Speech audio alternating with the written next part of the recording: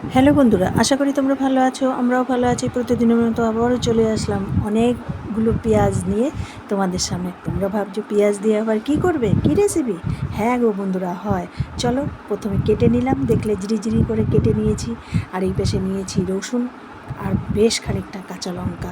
এবার কড়াইতে তেল দিয়ে দিলাম। আর ভাবছো কী বানাবো? আজকে পেঁয়াজের ভর্তা বানাবো। দেখে নাও ঝটপট।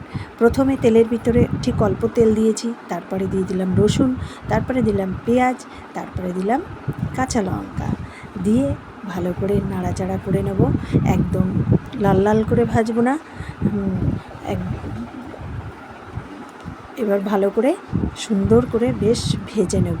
আর আমি কিন্তু এখানে নুন ব্যবহার করব না।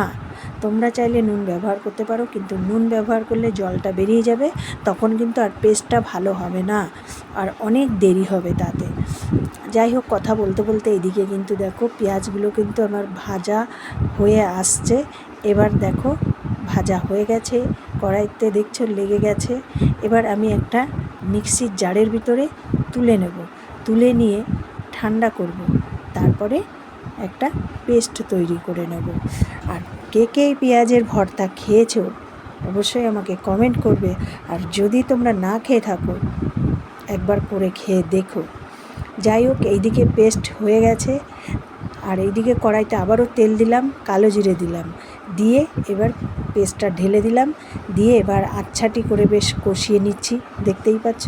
এবার উপর থেকে দিলাম নুন, হলুদ দিয়ে দিলাম।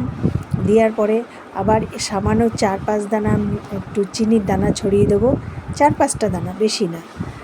দিয়ে ভালো করে মশলাটাকে কষিয়ে নেব।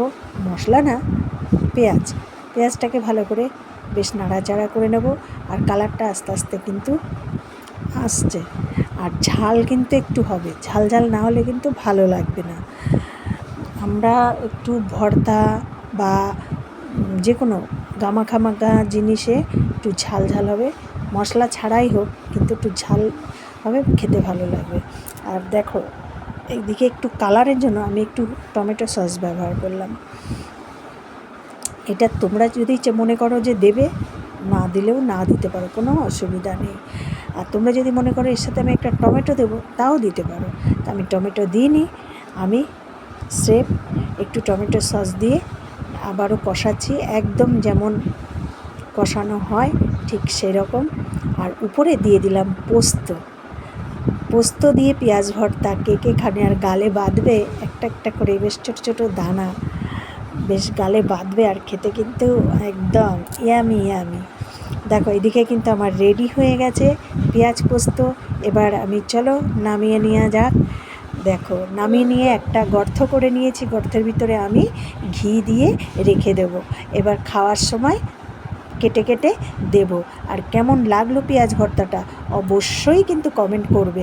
ভালো লাগলে আমার চ্যানেলটি লাইক, শেয়ার, কমেন্ট ও সাবস্ক্রাইব করে দিও প্লিজ বন্ধুরা।